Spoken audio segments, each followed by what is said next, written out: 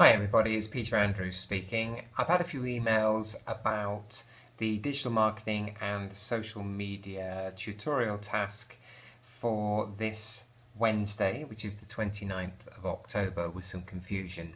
So I thought I'd quickly put together a very short video. Sorry about the quality, it's on my iPhone, so it's not perfect. Right, so you're asked to have a look at a market map, and a market map is a great place to start when you're considering what your strategy is going to be to attract consumers online, and it really looks at what their journey is. So you were asked to choose a product offering, so it's a category. I gave some examples, it could be anything at all, and I want you to do a market map as a presentation and also carry out a situation analysis. Okay, so here's Chatfee's market map. Alright, so we're going to try and get in a bit closer here. So on the left hand side you start here, and effectively we're in marketing, and all marketing starts with the consumer. So in this case it's no different. So on the left hand side I've got a list of things that we need to consider about our consumer. At the top it's create a persona for a key audience. So that's an overview of ways of targeting or segmenting consumers. So you can create a persona. Are they existing customers or new customers? That's the point that I've got here. You can see that point. Are they existing or new? Now that means have they bought your products before, or is it the first time? And if you think about it, if somebody's bought the product before, they're going to know a lot more about you, and they're going to find you online in a different way than those that have never bought your product or engaged with you before. Are they web savvy or non-web savvy? How much do they know about the internet? How easy is it for them to search? Are they going to rely on word of mouth sources, for example? The demographic segmentation is the kind of things of, well, how old are they? Are they male or female? Where do they live? What's their income like? Their life cycle segmentation, where are they in terms of their lives? Are they buying for family purchases, or are they buying for individuals? And psychographic, this is things like AIOs, which are activities, interests and opinions. What kind of people are they? What interests them in life? Because you might find that they will get to you in a different way. Okay?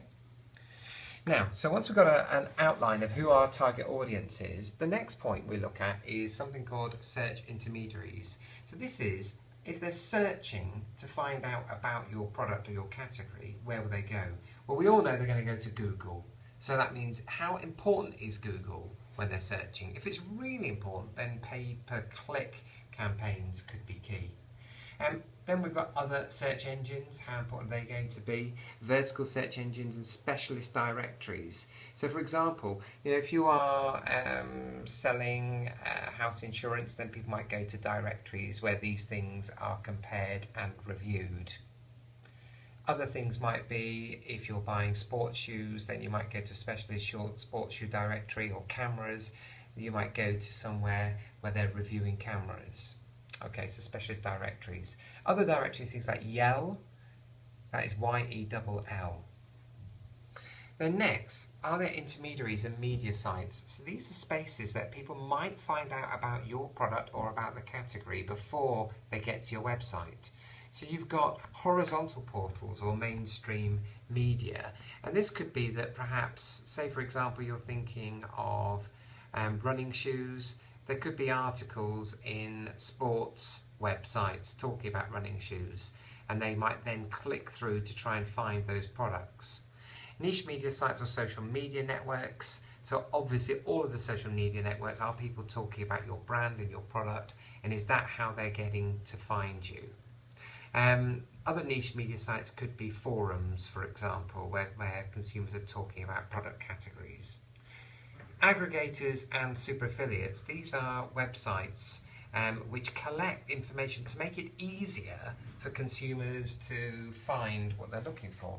Let me just going to give you a quick example for this. So here's SkyScanner. Now if you're looking at buying a flight, so here I put in London to Los Angeles, I put a date in and for, and if I hit search, now what the aggregator does, it's pulling out data from lots of other places.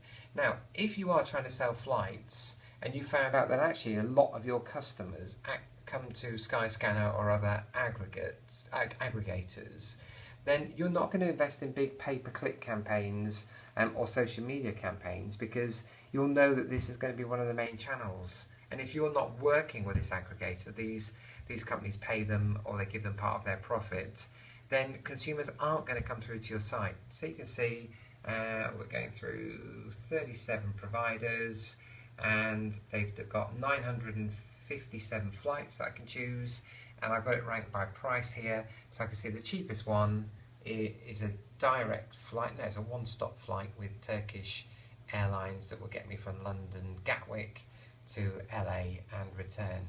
So if I click select here, it will take me through to one of the vendors.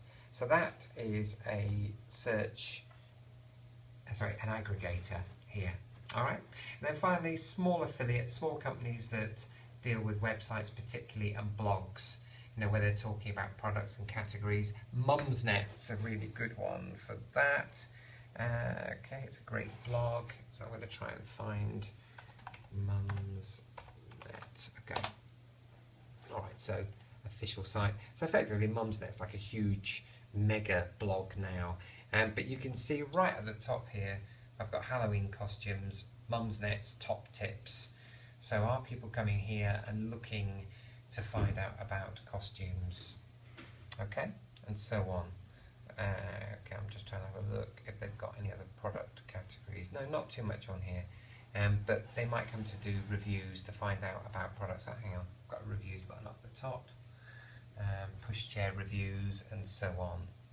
So I can review best pushchairs. There we go, it's got 5 stars, 15 reviews. If I've got a double pushchair, I'll buy one of those, click on it, and then find the product that way. So you can see that small affiliates actually are really important. Small affiliates and blogs are getting to your consumer. Then finally, on the right hand side, we've got destination sites. So this is where consumers are going to end up. Are they going to end up on your company site? Competitors, they might do all of this and end up on a competitor's site, and also indirect competitors. And if you read Chaffee, they talk to you about a bit of these, and this whole concept about online value proposition. What's the value which you're giving online which is better than your competitors? Okay, so that's a nutshell of the market map. You need to present this in a presentation format. You need to think about what your product category is going to be and start to populate this slide. Write down things of where people are going to go. And it's a great place to start when you're putting together a digital marketing plan, because it explains the overall online market map which your consumers are likely to flow through to get to your site. Okay? And that's a site, but it could be a social media site, or it could be just to make a purchase on a retail site. I hope that's helpful. Give me a shout if you need anything else, and I look forward to seeing you on Wednesday.